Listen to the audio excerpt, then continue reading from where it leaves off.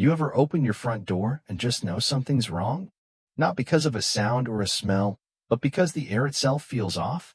That was me, standing in my bathrobe, coffee in hand, staring at my second treehouse. Yes, I said second, now vandalized with red spray paint that read property violation. At first, I thought it was a prank. Maybe some local teens or a weird HOA hazing ritual. But then I spotted a laminated paper flapping in the wind, taped to my porch railing. A faux cease and desist letter from the HOA, complete with an official-looking signature that looked suspiciously like it had been copied off a bank check. And that was the moment I knew. Karen wasn't just annoyed with me. She had declared war. Now, before you think I'm overreacting, let me give you the full picture. I moved into this neighborhood because it was quiet, pretty, and the HOA promised community cohesion, whatever that meant. I built a small treehouse for my niece, nothing wild, just wood, rope, and a whole lot of love. But Karen was the self-appointed sheriff of lawn heights and porch decor. She wasn't just the HOA president, she fancied herself the queen of suburban order, wielding a clipboard like it was Excalibur. It started small. A note in my mailbox about my purple flowers violating the neighborhood's color harmony. Then she claimed my gutters were too horizontal, whatever that means. I complied. I adjusted. I thought if I kept my head down, I'd earn peace. What I didn't realize was that Karen didn't want peace. She wanted power. When I refused to cut down an old oak tree, she said cast an ominous shadow. She escalated. First, she posted photos of my yard on the HOA Facebook group with captions like, "Some folks clearly don't respect standards." But the day she crossed the line, she posted my full address, not in a private group, not behind a login, but on a public real estate shaming page. She tagged local realtors and called my home an eyesore. Claimed I ran an illegal business out of my tool shed when it was just a DIY workbench for birdhouses and maybe a questionable beer fridge. That was no longer just annoying. That was dangerous. My phone buzzed for days, strangers calling, asking if the house was for sale. Some creep even came by to inspect the property while I was at work. And when I confronted Karen, she gave me this smug smile and said, "Maybe next time you'll think twice before violating Section 8.3 of the Vertical Fixture Code." At that moment, I realized this wasn't a neighborhood dispute. This was a harassment campaign. So I did what anyone with a little stubbornness and a cousin in cybersecurity would do. Documented everything. Screenshots, emails, timestamps, even that smirking Facebook post. Leah, my neighbor across the street and a former paralegal, was the first to say it. "Posting your address like that? That's doxing, and it's illegal in this state." Turns out she was right. Our state had recently passed new laws targeting digital harassment, especially when it endangered someone's privacy. I checked the statute and nearly fell off my porch swing. Karen hadn't just crossed a line, she had lit it on fire. With help from my cousin, we traced the original post back to her account even after she tried deleting it. When I brought it to the HOA board, Karen showed up wearing pearls, sipping from a mug that said, "I am the HOA," smiling like she was untouchable. "We take all claims seriously," she said. But this wasn't her domain anymore. I filed a restraining order, a formal cease and desist, and started building my case. And just when I thought she couldn't sink lower, she did.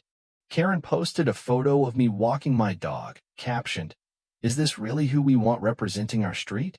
I snapped. That dog was a rescue, and my best friend. This wasn't petty anymore, this was personal. But here's where the story shifts. Because once I filed my civil suit, something incredible happened. Two other neighbors came forward.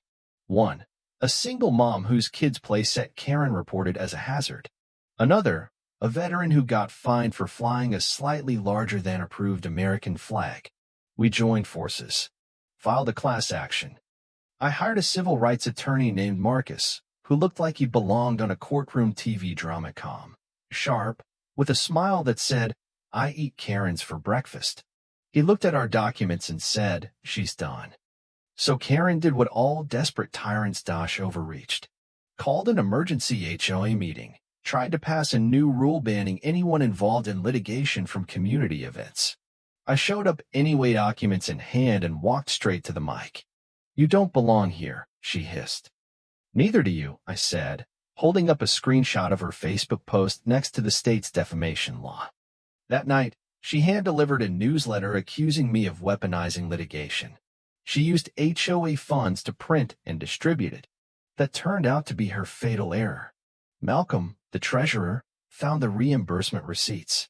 She billed the HOA for personal vendettas. At the next board meeting, Malcolm dropped the bomb. He motioned to remove Karen for abuse of power, harassment, and misuse of funds. But he didn't stop there. He revealed a receipt Karen had hired a private investigator using HOA money. She had surveillance photos, background checks, activity logs. On me, on Leah, even on Malcolm. Officer Reyes, our community liaison, was sitting in the back. He stepped forward and said, "I'm going to need that envelope. Ms. Blake will need to come with me." She didn't cry, didn't scream. She just looked. Small. The lawsuit moved forward. Marcus added defamation, digital harassment, and economic damages. Karen tried a countersuit, claimed we were defaming her, destroying her life. The judge barely let her finish before dismissing it with prejudice. But the moment that changed everything? When our neighbor Brianna, retired sound tech, handed us a recording. Karen on the phone with a realtor, saying, "Don't bother with 312 Fairwood. Looks like a meth scene." That was my address. Court ruled in our favor. $62,000 in damages. Another $85,000 in punitive fines. Her house now had a lien so big it scared off buyers. Her car was repossessed in front of her apartment. Someone played the Curb Your Enthusiasm theme over the footage. And the cherry on top? Community service. 6 months. In our neighborhood. Weeding flower beds, repainting fences, scrubbing the very bulletin board where she once posted her house of shame. She wore oversized sunglasses the whole time. No one heckled her. We didn't need to. Eventually, she moved. Quietly. A Saturday morning, U-Haul truck, no waves, no farewells. Her final act? A handwritten note slipped into the HOA mailbox. "You got what you wanted. I hope this neighborhood collapses under your freedom." We framed it and hung it in the office bathroom. Now, the treehouse is rebuilt bigger, brighter, with a hand-painted sign that reads, "All welcome except Karen's." Leigh is the new HOA president. We renamed the newsletter Neighborly. And every year at the block party, we raffle off tiny gold gnome trophies for most improved mailbox and best wind chimes. But the real reward? Peace. Not the kind enforced by citations and clipboards, but the kind you feel when you see neighbors laughing over lemonade, kids riding bikes without fear, and no one measuring your grass with a ruler. So what do you think was justice served? Have you ever dealt with a tyrant in your neighborhood? Drop your wildest HOA stories in the comments. And don't forget to like, share, and subscribe for more tales of suburban survival and sweet, sweet karma.